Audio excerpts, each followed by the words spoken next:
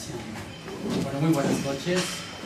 Esta noche tenemos el honor y el gran gusto de recibir a Thérèse Buis, gran historiadora que durante su breve etapa en Lima, entre Bolivia y Francia, ha aceptado dar una conferencia, la conferencia titulada Desaparición y supervivencia del idioma puquina. Thérèse Buis es directora de investigación en el CNRS, que es el Centro Nacional de Investigación de Francia, y es una de las principales expertas de la etnohistoria andina. Desde varios años está trabajando en la región andina y sus principales temas de investigación fueron los de la entidad aymara. Ha hecho un libro publicado con el IFEA, que ya está totalmente agotado sobre este tema, que más o menos trataba de la reconstitución de las de los señoríos aymaras durante la época prehispánica y durante la época de la colonización. Después ha trabajado mucho sobre los problemas de culto en el lago Titicaca y hay un artículo bien famoso que fue publicado en el IFEA, pluridisciplinario, que nos explica realmente un poco toda la historia de esta región, de la isla del Sol, de la isla de la Luna y todo alrededor del lago Titicaca, que fue uno de los principales centros de religión desde la época preceptiva de la Corte. Después trabajó sobre el problema del mestizaje, desde el punto de vista cultural, después de la sociedad, trabajos que desarrolló con Thierry Sey sobre el tema del chol en particular. Quizás los últimos trabajos de Thierry. Y también hizo bastante trabajo sobre un libro famoso que se ha publicado ya hace 2-3 años, que es Caracara Charca, Malcú Incarrey en la provincia de Charcas, siglo XV y siglo XVII, que más o menos habla de la historia de una configuración multiétnica desde el periodo prehispánico del siglo XVII. Este libro, ese trabajo fue objeto de una mesa redonda entre la gente de varios países, de Argentina, de Bolivia, los países entonces de Francia, últimamente hace 15 días, ¿no? Una semana en la ciudad de Sucre, durante el gran congreso de los estudiosos bolivianistas, ¿no? Actualmente está trabajando sobre todo sobre un poco el puquina, sobre los idiomas, sobre todo relacionados con los cultos, ¿no? Y bueno, la producción científica de Thérèse es muy impresionante, muchos libros, más de 100 artículos, que sigue produciendo y dándonos cada vez más conocimientos sobre todo este mundo andino, en particular en la parte prehispánica. Tenemos proyectos en común sobre el diablo, un gran seminario que se va a hacer en común, yo más como organizador, no como científico, sobre el diablo en los Andes, que se va a realizar normalmente el año que viene en Lima. Ahora les voy a dejar con Thérèse. Muchas gracias por haber aceptado. Gracias a ti y gracias sobre todo por haberme acogido aquí en IFEA durante 2 años y haberme aguantado. Y bueno, siempre estoy feliz de volver aquí a Lima y la estadía es siempre demasiado corta. Pero así es. Bueno, hoy intentaré hablar de puquina. Y hablar de puquina es hablar desde quizás las últimas estribaciones de los documentos históricos y de poblaciones que ya no son y de un idioma que desapareció, pero cuyas huellas son levemente perceptibles en una especie de palimpsesto marcado por los intercambios que tuvieron con los demás grupos a lo largo de varios siglos de dominación española, inca y aymara. No cabe duda que en una situación de multilingüismo secular, los intercambios idiomáticos y culturales fueron numerosos en los Andes, pero salvo recientes ejemplos que proceden de la arqueología, estos no se tomaron mucho en cuenta en nuestros estudios. Por motivos diversos existió en los estudios andinos cierta tendencia en asimilar a menudo idioma, cultura, etnicidad e identidad. Cierto que el asunto es muy complejo.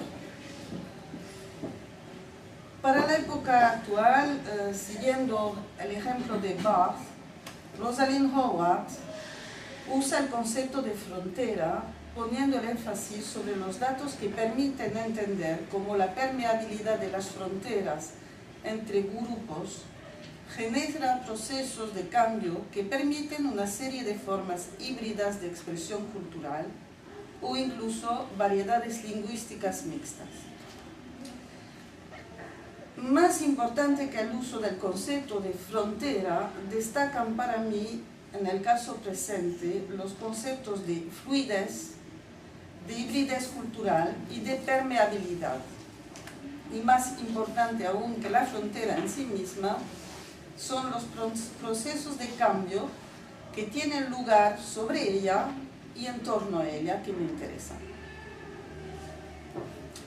Sabemos en efecto que muchos intercambios existieron entre los grupos de hablas y culturas distintas. Basta citar para la época precolonial el caso de los Wari y Leacuaces del Perú Central, que, como lo demostró mi maestro Duviols, no solo no dejaron de intercambiar sus productos en fechas fijas, sino sus divinidades. Y tanto los unos como los otros nunca dejaron de tener una identidad propia y una especialización económica singular. Sin embargo, percibimos cómo aquella gente ponía constantemente a prueba la permeabilidad de las fronteras. Tratándose del Collasuyo, muy llamativamente, Bartolomé Álvarez en 1592, en plena época de férreo dominio colonial, escribía a propósito de los urus de Aliagas, de idioma uruquilla, que eran más perseverantes en sus ritos que los aymaras, y que estos, cuando se habían olvidado de las ceremonias o querían hacer algún sacrificio, acudían a ellos. Entiendo que en este caso, aymaras y urus redefinían los límites de sus fronteras culturales, saliendo incluso fuera de ellas mismas. Existe entonces en la práctica muchos niveles de construcción interactiva de la identidad y estos variaron obviamente a lo largo de la historia. No cabe duda que Inca, Aymara, Urus y Puquinas interactuaron de muchas maneras a lo largo de la secular historia que les puso en contacto, cruzando de un lado a otro, haciendo que se haga difícil trazar una línea que separa esta cultura de aquella, cuando no se conceptúa la cultura de manera esencialista, sino como flujo, variación distribuida y continua. La historia está llena de estos ejemplos que obviamente tuvieron incidencias lingüísticas. Basta citar el caso del castellano, que siguió con muchos términos árabes, demostrando de esta manera la aceptación de nuevas realidades culturales. En el caso del Puquina, la desaparición del idioma vuelve difícil el conocimiento de la influencia que tuvo su cultura. Pero además conviene decir que la documentación histórica colonial, que menciona al Puquina como idioma o a los Puquinas como grupo, no solo es escasa, sino que se presenta a nosotros como una especie de tejido incompleto y de hilachas más bien, que revela esencialmente relaciones de poder múltiples, difíciles de desenmarañar, ya que se sumaron las unas a las otras en la época inca como en la colonial. Sin embargo, en este múltiple contexto de dominación, el grupo Puquina hablante aparece ambiguamente a la vez como una reserva que custodió viejas tradiciones y como un grupo que tuvo que adaptarse a múltiples situaciones de dominación cultural y de desigualdades lingüísticas. Obviamente, cada una de estas características pesó de manera diferente según las épocas. Hay que tomar en cuenta que raras veces la documentación se refiere a aspectos de la vida social y cultural que permiten evaluar cómo frente a varias situaciones de hegemonía, los puquinas hablantes opusieron resistencias al avasallamiento. Eso dificulta estudiar de manera completa los procesos de cambio que tuvieron lugar sobre lo que llamo yo la frontera y en torno a ella. Los orígenes diversos de los idiomas andinos, contrariamente a los del dominio europeo, indoeuropeo, con la presencia de un idioma originario, no nos permiten acudir a una matriz primaria que diera una explicación coherente a las similitudes existentes entre ellos. El lingüista Willem Adelaar considera el puquina como un idioma de origen arawak, lo que nos obliga a ensanchar nuestra mirada más allá del Collasuyo y mirar en dirección de las tierras bajas del Andesuyo, como lo vamos a ver.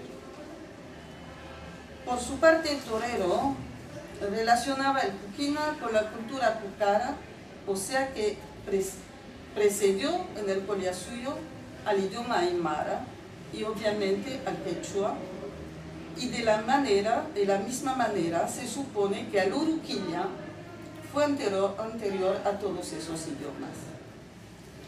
Torero y Cerrón Palomino, aquí presente, consideran que el imperio Huari fue un factor esencial de diseminación de la aymara en torno a 560 y 1000 AD, con la intensificación de los intercambios Huari-Tiwanaku, mientras que el quechua se hubiese difundido desde Chalí.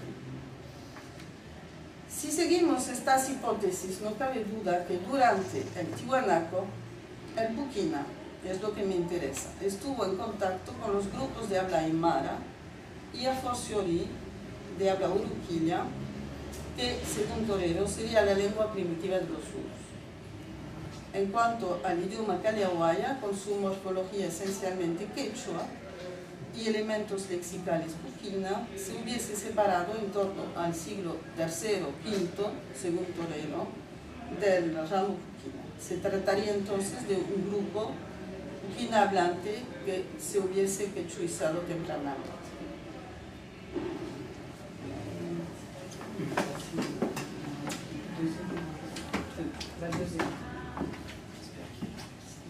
A ver si funciona.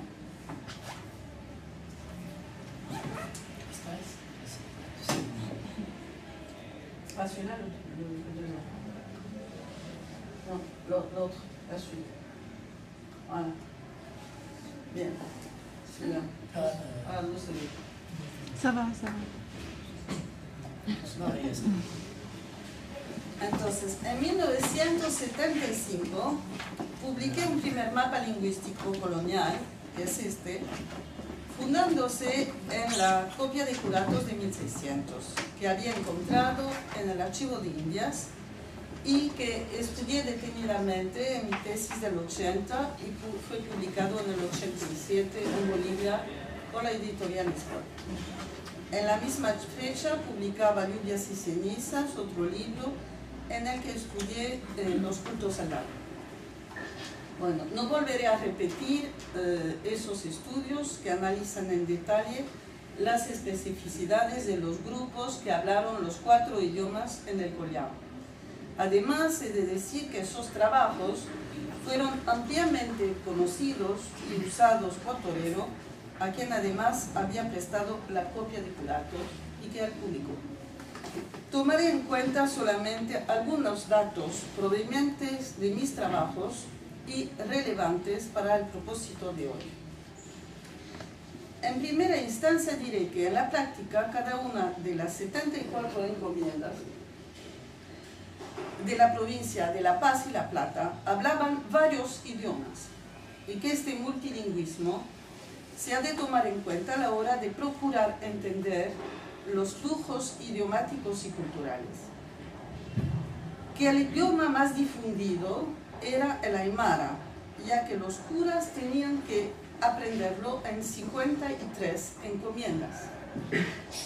Tratándose de Puquina, los doctrineros tenían que saberlo en 13 repartimientos agrupados en la región Omasuyo, o sea, por el lago, Omasuyo en su gran mayoría, a saber, Achacachi, Huancané, Paucarcolia, Charazani, Camata, Ancoraimes, Ambana, Copacabana, Carabuco y Vilque.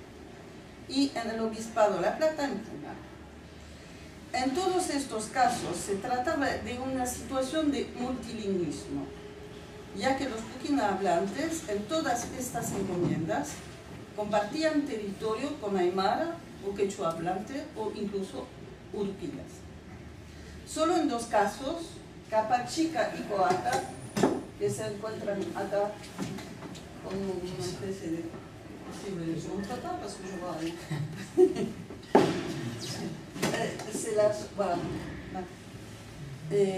Solo en dos casos, Capachica y Coata, se trataba de población monolingüe. Y la copia de Curatos insiste en que estas dos encomiendas solo en puquina era necesario hablar. Conviene decir, sin embargo, en primera instancia y corrigiendo este mapa, que según Barzana, en 1594, que escribe en 94, los pueblos de habla puquina en el altiplano, Arica y Arequipa, o sea la costa, eran entre 40 o 50. Lo que corrige a la alza nuestras cifras iniciales, aunque no sepamos dónde se encontraban dichos pueblos, o si se trataba, lo que es más probable, de simples estancias, rancherías o grupos familiares, que de hecho en la época post-reducción salpicaban todavía el paisaje. En el caso de Moquegua y Sama, o sea en la costa, sin embargo, sabemos que existieron colonias tihuanacotas que seguían conformando pequeños grupos durante el intermedio tardío y que duraron durante la colonia probablemente. En segunda instancia, debemos tomar en cuenta también que Buruquilla, aquí lo ven con una U, no solo llegaba hasta Cepita, sino que se prolongaba con más gente de lo que se puede imaginar en este mapa, hasta el Popó, los Salares y lo que es la precordillera chilena. Lo atestigua Álvarez, quien usa además el nombre de Uruquilla para designar a la población de Uruquilla hablante. En fin, ignoramos aún cuál fue el idioma de la gente llamada Choquela, cuyo último grupo fue reducido con 6 caciques por los jesuitas en 1589 en la región de Junín. 3 preguntas surgen de las precedentes constataciones. ¿Por qué existe una mayoría de puquina hablantes en el siglo XVI en la región Mazú? ¿Por qué existe un islote exclusivo de este idioma en las 2 citadas encomiendas de Capachica y Coata? En fin, llama obviamente la atención la presencia del puquina en Copacabana, centro cultural anterior a los incas. Iremos recorriendo esas 3 regiones preguntándonos si se trata de poblaciones que tienen una común historia o que tuvieron una común historia, y si esta antes de los incas pudo corresponder al amplio territorio que, caído Tiwanaku, fue dominado por los llamados collas. Sarmiento de Gamboa considera que este territorio, del que tan solo poseemos una documentación relativamente pobre, este territorio que parece haber respondido al área puquina, según Gamboa y va desde 20 leguas del Cusco hasta los Chichas y todos los términos de Arequipa, la costa del mar, hacia Atacama y las montañas de Mojos. Notaré en primera instancia que este territorio es mayormente perceptible en el momento de la conquista inca, en la historia. Y es muy probable que una de las metas de la posesión del vasto territorio Colla por los incas correspondiera a varias estrategias que combinaban aspectos económicos y religiosos y que fueron en Carabaya, c'est pas écrit, mais c'est au nom du lac en Carabaya, la posesión de las minas de oro y la abertura de las rutas que les permitieron conquistar el Andesuyo. En el lago, el control de las riquezas agrarias, pastorales y lacustres del área Titicaca y los grandes centros de culto del estrecho de Copacabana y del Titicaca en su conjunto. Sabemos que para el siglo XVI la categoría tributaria apuquina no existió y que es la voz uru que confundió a menudo bajo el mismo vocablo a gente de habla apuquina y de habla uruquilla, lo que contribuyó a errores de apreciaciones como el de Rivet, por ejemplo, que confundió ambos idiomas. Sin embargo, algunos autores habían hecho una distinción entre estos grupos. En primera instancia, Huamampoma, que distingue Orocolia y Puquinacolia. También los distingue Santa Cruz Pachacut, quien dice que a la muerte de Pachacútec se alzaron los Puquinas y los Colias. Bueno, después de estas previas constataciones, empezaré a recorrer las tres regiones que acabo de mencionar. Los umasuyos en primera instancia. Lizárraga hace referencia a la existencia de un grupo llamado Puquina en la ribera Umasuyo del lago y los describe como recios de ganados de la tierra y dice que participaban de más maíz y trigo que los urcosuyos, ya que explotaban la provincia de Arecaja. Lo que nos deja sospechar que, contrariamente a la opinión generalmente admitida, una parte de los que fueron clasificados como urus en la colonia poseían rebaños y, por lo tanto, estaban en condición de intercambiar a larga distancia y de tejer. Estos puquinas ricos de la región Umasuyo fueron, obviamente, clasificados como aymara en la visita de Toledo, ya que según las normas tributarias, la categoría aymara correspondía a la más rica de todas. En cuanto a su territorio, Vázquez de Espinosa constataba por su parte que los umasuyos llegaban en el 16 hasta más allá de Sangabán, Aitaja, Momocomoco, y aún más allá hacia los valles de Pelechuco, donde todavía en el 16 tenían cosechas de frutas y maíces. En la época inca, como en la colonial, fueron los pueblos de idioma puquina de Carabuco, Modo, Onima, Huancané, Huacho, que explotaron las minas de oro de la Racaja y Carabaya. ¿Quiénes son estos puquinas hablantes de Umasuyo? Pastores, agricultores y mineros. A lo largo de las cruentas guerras que opusieron los incas y los collas, no solo se enfrentaron los collas dirigidos por Zapana, sino también los lupacas con el jefe Cari Aymara hablante a su cabeza. Nuestras fuentes varían en cuanto a fechas de conquista inca y este problema fue detenidamente estudiado por Parcimen. Según Betanzo, Sarmiento, Cieza, las rebeliones ulteriores a estas conquistas hubieran sido sojuzgadas bajo el reino de Topa Inca, lo que probablemente contribuyó a que algunos cronistas atribuyeran la entera conquista del Collao y Chaca a este inca. Solo la relación de los Quipucamayoc, que refleja la tradición de la Sucsupanaca del Cusco, atribuye esta conquista al Inca Huiracocha, hecho que no es casual, ya que, como lo veremos, fue esta familia, la Sucsupanaca, que ocupó probablemente, con la ayuda del jefe Lupac Cacari, que entró en la Isla del Sol. Fue entonces esta panaca que ocupó la Isla del Sol, centro de culto que antes había pertenecido a los collas. O sea que los incas, con la ayuda de la Aymara Cari, ocuparon la Isla del Sol e implantaron la Sucsupanaca.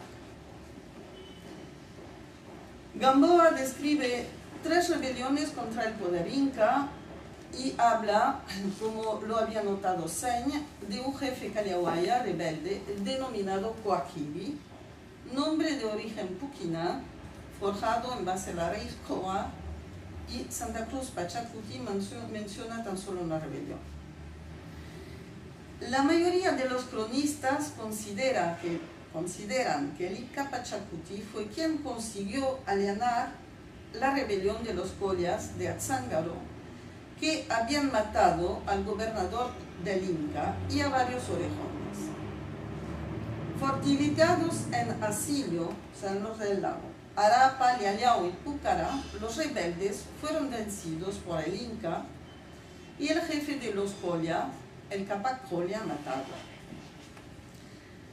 Después del allanamiento de los pueblos collas rebeldes de Asilio, Azángaro y Púcara, aprovechándose de su victoria, Tupac Inca Yupanqui consiguió que sus tierras y recursos naturales integrasen su dominio privado, y estos pasaron a su hijo bajo el nombre de Ayustas, mientras que otros pueblos como Arapa, cerca de Púcara, formaban parte de las propiedades del Sol.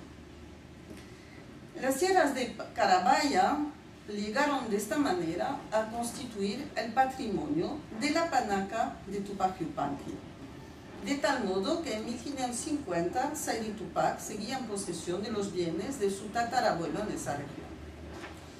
Las informaciones sobre las minas de Carabuco revelan en efecto que los mitimaes residían en las minas de por vida y pertenecían a varios grupos cuya identidad está aclarada gracias a 2 visitas tardía, 1614-1628, efectuadas por la administración española y que fueron consultadas por Bertoló. Ambas precisan que los grupos de Mitmajcuna, de Fara, Sandía y en los campamentos mineros de Aporoma y Santiago de Buenavista procedían de los antiguos pueblos rebeldes Colla, de Asilio, Azángaro, Oruro y Ñuñoa, que fueron incorporados al dominio inca. Todos estos pueblos formaban parte del viejo señorío Colla de habla puquina, hecho confirmado por Huamán Poma, quien dice además que antes de los incas, Carabaya constituía una posesión de la reina Colla llamada Capac Comillé. Notemos que la palabra Comillé está tostada por ore en puquina con el significado de reina, o más exactamente de madre, y que Capac es una voz quechua asociada en este caso con la noción de superior o de supremo. Señ, por su parte, señalaba para la época inca que el nombre del señor Caliahuaya de Charazani era Ari Capac Iki, siendo en puquina Iki padre, o sea que el par de Comillé, ¿no? Y Capac, la voz quechua, que obviamente significaba el rango. Fueron los Capaquiqui que ulteriormente abrieron al Inca, a través de los valles de Apolo, el camino al Andesuyo. En la época inca, una de las más importantes vías de penetración hacia Amazonía pasaba efectivamente por la región Calyahuaya, que constituía un eslabón entre poblaciones de tierras bajas y altas, y obviamente una frontera permeable a nivel lingüístico y cultural. Son algunos relatos de la conquista inca que nos permiten entender mejor cómo la región Calyahuaya pudo haber jugado este papel. A prueba de ello, dos grandes mitos relacionados con esta conquista que muestran las incidencias religiosas que tuvieron los dioses de las tierras bajas en la historia inca. Se trata de dos escenas de caza totémica que preceden la conquista del Andesuyo. La primera pone en escena la caza de una monstruosa serpiente por Maita Capac, quien después de apoderarse de su camay, o sea, de su fuerza animadora, tomó el nombre de Inca Amaru. La segunda versión es relatada por Betanzo. En esta, Inca Chachi dio un tan fuerte golpe en la cabeza de un otorongo que éste cayó muerto. Y del mismo modo que el hijo de Pachacuti mató al Amaru y tomó su nombre, Inca Roca, el hermano de este mismo Inca, después de la caza ritual, se transformó en otorongo y no solo llevó el título de Otorongo Cachachi, antepasado otorongo, sino también de Apu Camac Inca, siendo ambos incas los receptáculos de la fuerza animadora del Camac, de la serpiente y del otorongo, los dos principales dioses del Antisuyo. Muchas etnografías masónicas, los Bororo, los Toba, por ejemplo, permiten identificar relaciones especiales entre jaguar y cazador. Para matar al jaguar se requerían las mismas cualidades que para matar al enemigo. Así se explica, probablemente porque los jefes incas revestían adornos con dientes de procedencias humanas y animales, y porque los grandes capitanes ostentaban el título de otorongo. No estamos de momento en condición de medir cuánto tiempo duró la resistencia de la población del Collasuyo contra los incas. Pero esta resistencia se desarrolló en otras regiones que el Omasuyo, que también tuvieron importancia para los incas, como lo vamos a ver. Pasaré a la segunda porción de territorio Colla, que examinaré ahora, la región de Capachica y Coata. El caso de las encomiendas monolingües de Capachica y Coata, no tan lejos de la churpa de Silustani, nos infunde en pensar que la conservación de los jefes, junto con un cierto grado de riqueza, pudo haber facilitado a algunos de los llamados urus, y esto hasta entrado el siglo XVII, no solo la conservación del habla fuquina, sino de rasgos culturales que atestiguan de formas antiguas de refinamiento. En Capachica, el mismo Morrúa, que fue cura del lugar, fundándose en criterios exclusivamente económicos, distinguió a los urus que se sustentaban de tortora y pescado, de los fuquinas que poseían ganado. Sin embargo, esta gente de Capachica en la visita de Toledo fue dividida en la categoría tributaria Uru y Aymar. Los que poseían ganado fueron obviamente clasificados en la segunda categoría. Siempre según Morúa, los habitantes de Capachica poseyeron antes de los incas no solo las islas de Iteca, que es como el sol, y Amantani, sino las prestigiosas islas de Copacabana antes que el Upacacari entrase en ellas. En 1575 los nombres de los jefes de Capachica eran Martín Coaquilla y Juan Coaquilla. No solo se trata de apellidos netamente fuquina, sino que esos apellidos se relacionan con las mayores divinidades del grupo, como lo vamos a ver. En cuanto a los habitantes de Coata, cerca de Capachica, todos estaban clasificados como urus en 1575. Y Vázquez de Espinosa dice de ellos que los urus de San Francisco, de Tiliaca, Puno, Icho y Coata, que son ricos, participan del comercio colonial e hilan lana, con la cual confeccionan costales, a tal punto que reciben más de 200.000 pesos por año. En el presente caso, estos urus no tienen ni cacique Puquina, ni cacique Aymara, sino un cacique Ur, llamado Uru en la documentación. Se trata entonces probablemente de urus, originariamente de idioma uruquilla, pero tempranamente puquinizados, ya que hablan puquina en 1600. Lo que los diferencia de la gente capachica, de Capachica, sus vecinos, cuyo idioma de origen es el puquina. Coata y Capachica se encuentran en una región donde Smith considera que los waru tuvieron la mayor extensión en torno al lago, es decir, 56.533 hectáreas en torno a 1000 a.C. hasta 1000.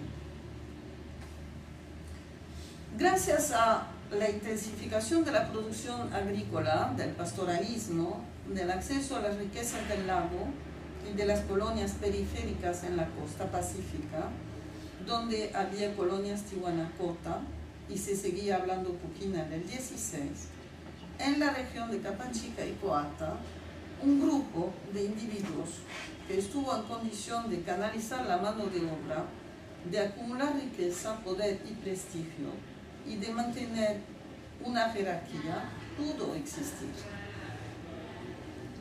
Y estuvo en condición de construir ulteriormente grandes chulpas como en Sidustani, que fueron centros de peregrinaje. No cabe duda que los puquinas de esta región, en la época tihuanaco, constituyeron poblaciones de alto nivel económico, con diversas especializaciones económicas, y estuvieron en condición de crear centros de cultos importantes.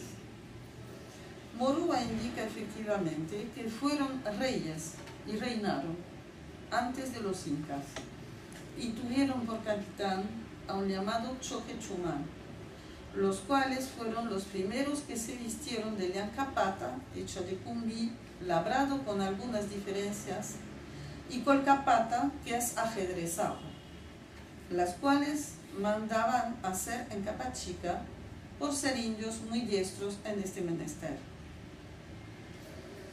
A esto acostañade tenía el Inca Rey del Perú grandes maestros de labrar esta ropa de cumbí, y los principales residían en el repartimiento de Capachica. Durante las fiestas del mes de mayo se sacaban en el Cusco dos grandes figuras de mujer llamadas Palpadilla e Jincajollo, que vestían estas telas.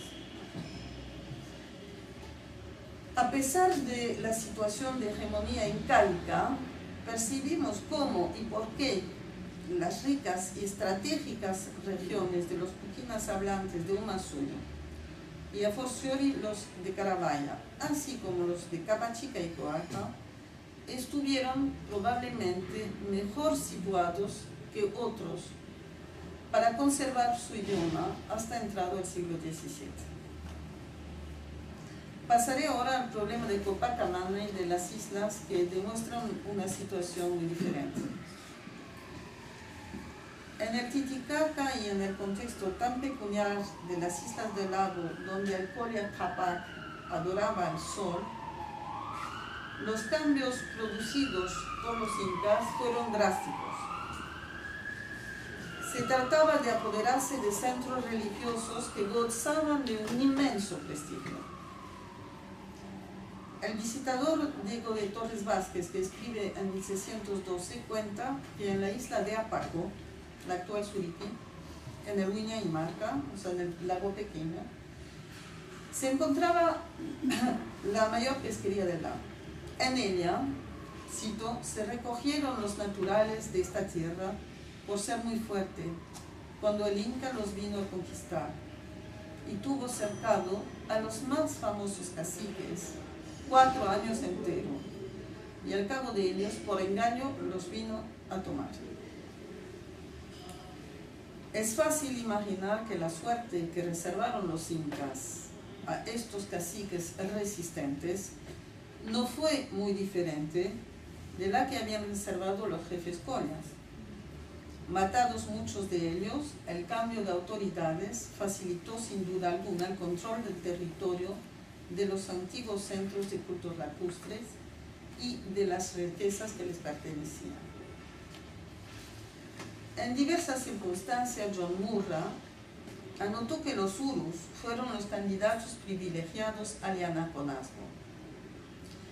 La masacre de los jefes colla, que acabaron como tambor de guerra, la de los caciques de Apaco, nos infunde en pensar que muchas de las poblaciones puquinas hablantes que perdieron sus jefes a raíz de la conquista inca fueron fácilmente reducidos por los incas o en las pesquerías del lago, con la inscripción de zonas de pesca, o como mano de obra yanacona, tejedora y agrícola, muchos al servicio de los aliados aymaras de los incas, con un estatuto social muy desprestigiado. Las reducciones operadas por los incas en algunos lugares de la provincia de Pacajes, que determinaron la convivencia de los urus puquina hablantes con los aymaras, fue fundamental en la aceptación del aymara y en la paulatina pérdida de su idioma, como lo nota Mercado de Peñalosa. Y la conquista inca fue en este caso un importante factor de aymarización del grupo, al mismo tiempo que de discriminación social y religiosa, ya que fueron impedidos de participar en las fiestas solares incaicas del lago. No se puede entender la toma de posesión de los centros religiosos del Titicaca y el fortiori de los antiguos lugares del culto al sol venerados por los moradores del lago, ni la política inca del collar, si no se toma en cuenta estas aclaraciones previas y el hecho de que la resistencia a los incas tuvo mayor amplitud de lo que se pudo pensar hasta ahora. Sin embargo, a pesar de las matanzas, de los cambios de estatuto y del aprendizaje de la aymara, algo del viejo fondo puquina, y eso obviamente dependiendo de las regiones, pudo sin embargo perdurar o ser relocalizado mediante formas híbridas de recomposiciones culturales. El nuevo ordenamiento político-religioso del Collasuyo tuvo incidencias más allá del mismo contexto lacustre. El control de los grandes centros de culto ganados por los rupacas aymara hablantes sobre los colla estuvo a cargo de la panaca de Huiracocha, que tuvo un papel preponderante en el reordenamiento del Collasuyo. Bajo Tupac Yupanqui, cuya panaca, como se acordarán, habían privatizado las minas de Carabaya, uno de los miembros de ella, Apu Incaxuxu, desempeñó el doble cargo de sacerdote mayor del Templo del Sol del Titicaca y de gobernador del Collasuyo, controlando de esta forma todos los centros de cultos que habían pertenecido a los puquina hablantes. Antes de los incas, los puquina hablantes eran adoradores de serpientes, o sea, Cua, Coac, Upaleno. El dios serpiente era en efecto el Coac, y esta palabra fue consignada por Oré en su diccionario de puquina.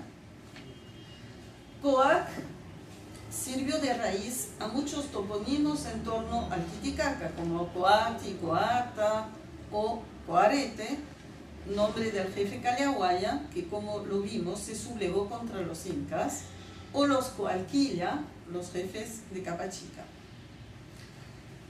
Calancha confirma en cuanto a él que todas las naciones nombraban a Dios con palabra que significa lo mismo que Tetragrámaton. En la Quichua y Aymara le llaman Huaca, los marítimos pescadores Vini, los Yungas Mochica dicen Alec, los Puquinas Coac, nombre de 4 letras, y eso significa Tetragrámaton en griego. Este dios, probablemente venerado por el grupo Puquina hablante en la época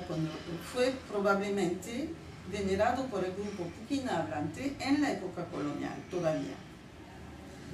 La serpiente era adorada en una zona extensa.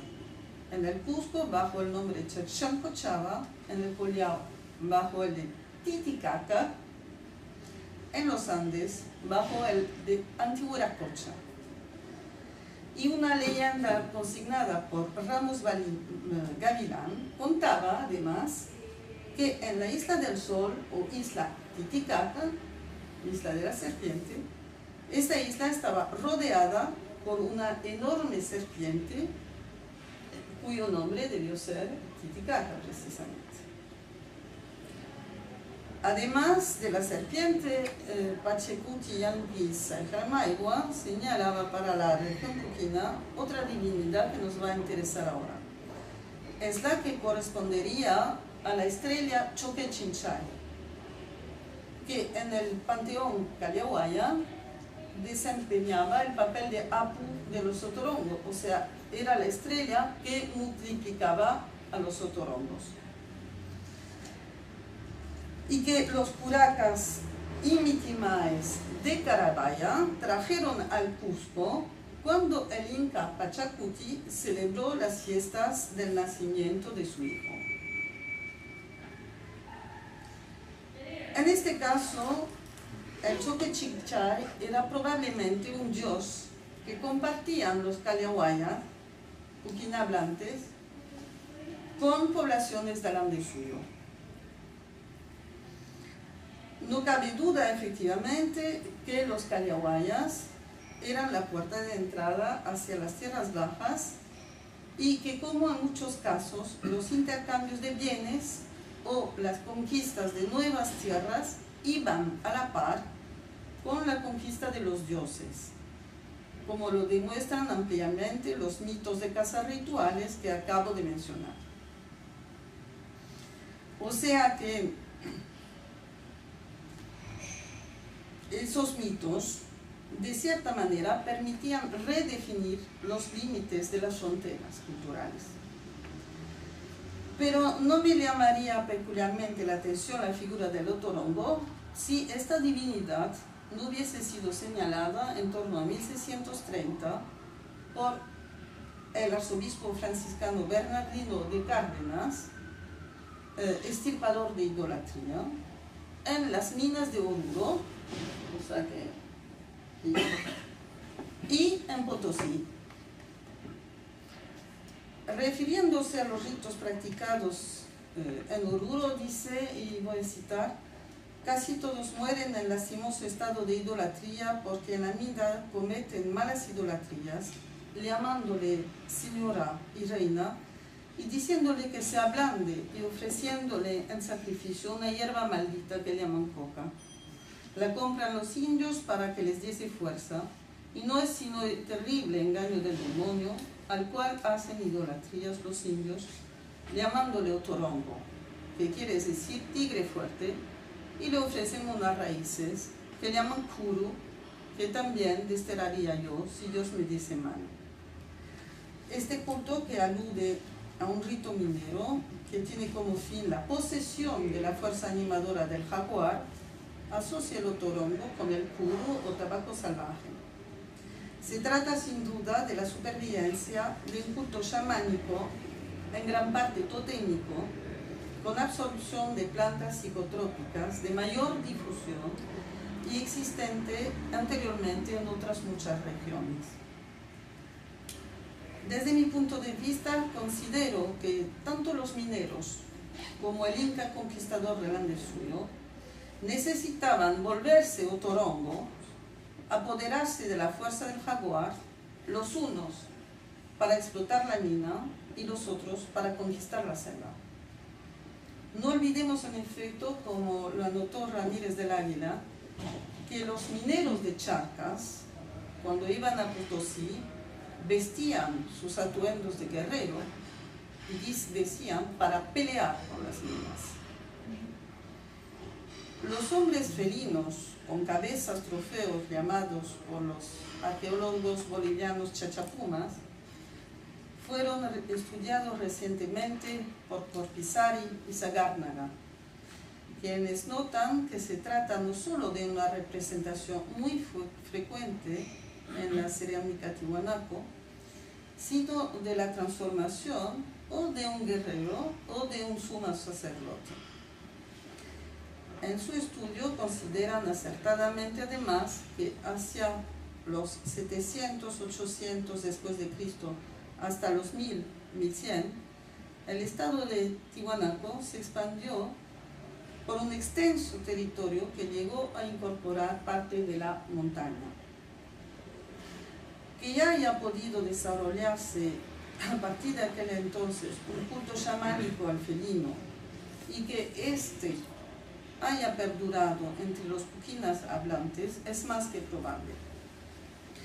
En efecto, el rito observado por Cárdenas no sería relevante para el propósito de hoy sin la existencia en la región minera de Carabaya del Acu de los Otorongos, a saber el Choquechinchay, y sin los relatos míticos de la conquista incas del Ambezú.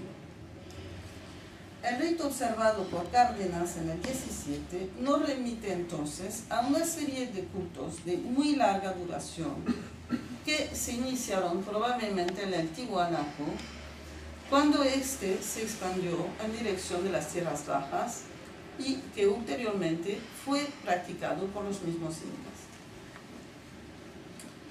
Si el rito colonial de Oruro parece dirigirse a una entidad enraizada en la cultura tiwanaco, más aún nos llama la atención el nombre que los mineros de Potosí usaban o daban al Cerro Rico en el siglo XVII. Muchos puquina hablantes mitayos acudían a Potosí y Barzana estuvo en 1588 y durante 3 años predicando y confesando a los mineros en este idioma, pero 3 años son pocos. En 1632, Cárdenas, que desconocía el puquina, escribe sin embargo que los indios que iban a Potosí invocaban al cerro bajo el nombre de el hijo del Capac Ique, y explica: vi en las casas el lugar y asiento que tenían puesto para cuando venía el demonio, al cual veían algunas veces en diferentes figuras. Otras no le veían, sino le oían hablar, y entre las cosas que averigüé, como una vez les dijo que él era el señor rico, y por eso aquellos indios en su lengua le llaman Capac Ique, que quiere decir el rico señor, o que el cerro de Potosí era su hijo, y así lo adoran los indios, que él les daba la plata y que el dios de los españoles no la tenía, y que por eso venían de Castilla a quitarles la que él les daba, y que juntamente le podían tener a él por su dios en primer lugar y luego a él de los españoles. Y así lo hacen muchos indios. Y ves Hugo que les dijo que la imagen del crucifijo que estaba en la iglesia era suya y que a él le habían de adorar, y lo hacían así. Sabemos por los trabajos de Thierry-Sagne que Ari Capac Ique era el nombre de los jefes que gobernaron los Callahuayas durante los reinados de Tupac Yupanqui y Huayna Cápac. En ambos casos, el nombre del jefe Callahuaya y el del cerro de Potosí, la voz Capac Ique, padre, jefe, rey, parecen corresponder a un título honorífico, y en este caso Potosí sería el hijo del rey. Sin embargo, ignoramos si en el ámbito de las minas este nombre puquina de Capac Ique era una advocación que solo los puquinas hablantes daban al cerro, un nombre que también pudo haber sido usado por el conjunto de los mineros, en particular de los aymara hablantes, que hubiesen podido de esta manera integrar una divinidad prestigiosa. En tiempos incaicos, Potosí pertenecía al sol. Podríamos pensar que Capaquique fue el nombre que los puquinas daban al sol. Sí, un mito de marcada construcción cristiana y colonial, relatado por un jesuita, no nos remitiera indirectamente y una vez más al gran centro religioso de Copacabana y a las divinidades que fueron veneradas antiguamente en este santuario. Como todos sabemos por los trabajos de Teresa Risbert, el dios de Copacabana fue sustituido por la Virgen. El mito relatado por el jesuita en cuestión pone en escena no solo a la Virgen bajo el nombre de Iki, sino a Huiracocha y a Tunupa, las dos divinidades que crearon el paisaje. Dice ese mito, este Pusicaca, a quien también le llaman creador de todas las cosas, tomó por mujer una doncella que se llamaba Iki, y sin juntarse con ella, concibió y parió un hijo, al cual pusieron el nombre de Tunupa, y así dicen que nació de virgen. Este Tunupa, siendo de edad, hizo grandes maravillas y obras prodigiosas. Allanaba los llanos y valles, secaba los ríos y los animales y fieras le obedecían. Si intentamos reconstruir la lógica subyacente a ese mito y que tomamos en cuenta el hecho de que la Virgen reemplazó al ídolo de Copacabana, entendemos que este pudo entonces ser invocado como Iki y que tuvo un hijo que no es otro que Tunupa. El hijo del Capac Iki, invocado por los mineros de Potosí, no sería entonces otro que Tunupa en persona. A modo de conclusión diré que, contrariamente a la opinión de Torero, que consideraba que en torno a 1600 no existe ya más referencias a Puquina, constatamos que tanto en Oruro como en Potosí,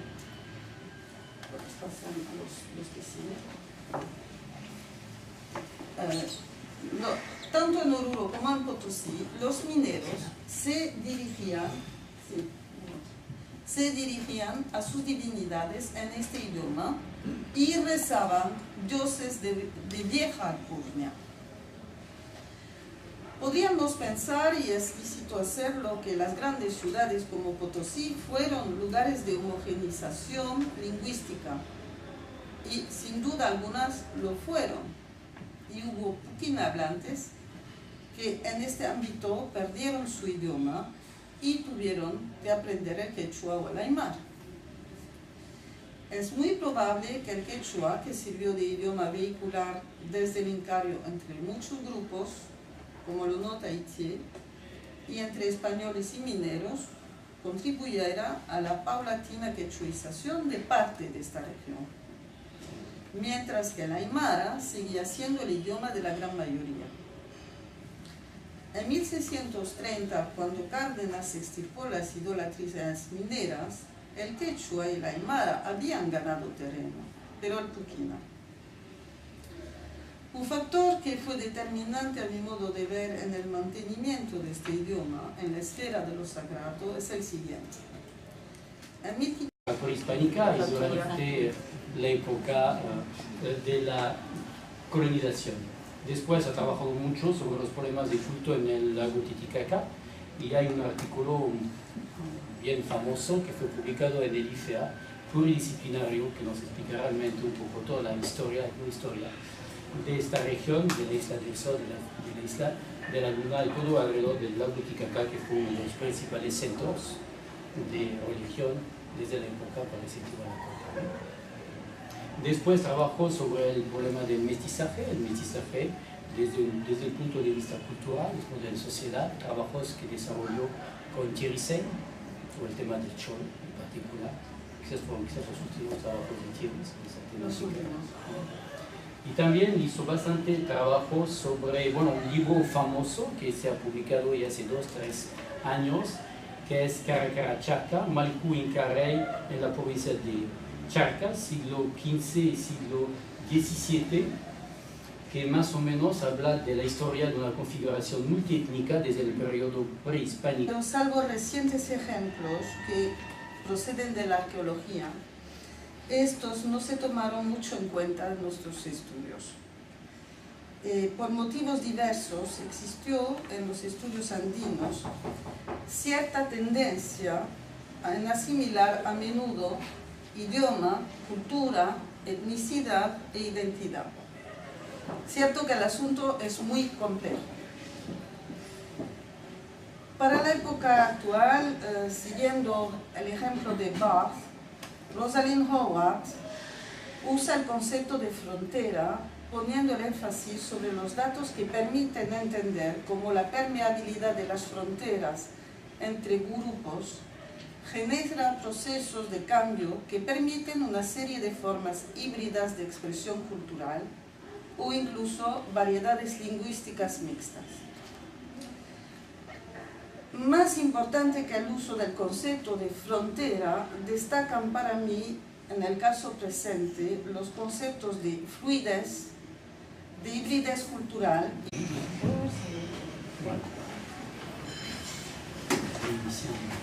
Bueno, muy buenas noches.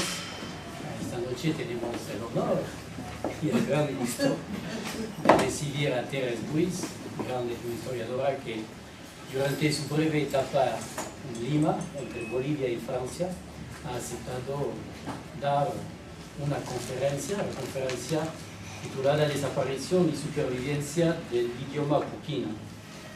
Thérèse Buysse es directora de investigación en el CNRS, que es el Centro Nacional de Investigación de Francia, y es una de las principales expertas, como decirlo, de la etnohistoria andina. Desde varios años está trabajando en la región andina y sus principales temas de investigación fueron los de la entidad aymara. Ha hecho un libro publicado con el IFEA, que ya está totalmente agotado sobre este tema, que más o menos trataba de la reconstitución de las de los señoríos aymaras durante la época. Gracias a ti y gracias sobre todo por haberme acogido aquí en IFEA durante 2 años y haberme aguantado. Y bueno, siempre estoy feliz de volver aquí en Lima y la estadía es siempre demasiado corta. Pero así es. Bueno, hoy intentaré hablar de Puquina. Y hablar de Puquina es hablar desde quizás las últimas estribaciones de los documentos históricos y de poblaciones que ya no son y de un idioma que desapareció, pero cuyas huellas son levemente perceptibles en una especie de palimpsesto marcado por los intercambios que tuvieron con los demás grupos a lo largo de varios siglos de dominación española, inca y aymara. No cabe duda que en una situación de multilingüismo secular, los intercambios idiomáticos y culturales fueron numerosos en los Andes y el siglo XVII. Este libro, ese trabajo fue objeto de una mesa redonda entre la gente de varios países, de Argentina, de Bolivia, los países entonces de Francia, últimamente hace 15 días, ¿no? No, una semana. Una semana en la ciudad de Sucre, durante el gran congreso de los estudiosos bolivianistas, ¿no? Actualmente está trabajando sobre todo sobre un poco el puquina, sobre los idiomas, sobre todo relacionados con los cultos, ¿no? Y bueno, la producción científica de Thérèse es muy impresionante, muchos libros, más de 100 artículos, que sigue produciendo y dándonos cada vez más conocimientos sobre todo este mundo andino, en particular en la parte prehispánica. Tenemos proyectos en común sobre el diablo, un gran seminario que se va a hacer en común, yo más como organizador, no como científico, sobre el diablo en los Andes, que se va a realizar normalmente el año que viene en Lima. Ahora les voy a dejar con Teresa. Muchas gracias por haber aceptado.